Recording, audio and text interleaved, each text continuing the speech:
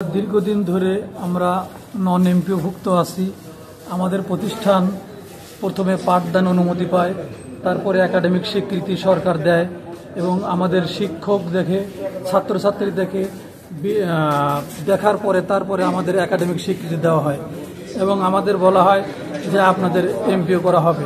কিন্তু আজ বিগত অনেক শিক্ষকরা 15 বছর, 20 বছর, 25 বছর যাবৎ নন এমপিও প্রতিষ্ঠান বিনা বেতনে পাঠদান দিয়ে যাচ্ছে, অক্লান্ত পরিশ্রম করে যাচ্ছে এবং অনেক শিক্ষক আর চাকরি আছে, তার 2 বছর 3 বছর করে চাকরি আছে, তারা অবসরে চলে যাবে।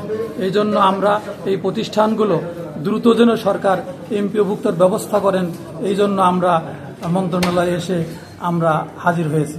এখানে আমরা আসছি, আমাদের বলছে যে আপনাদের ফাইল চলমান আছে, কিন্তু আমরা আজ দৃশ্যমান দেখার জন্য আমরা এখানে অবস্থান করেছি।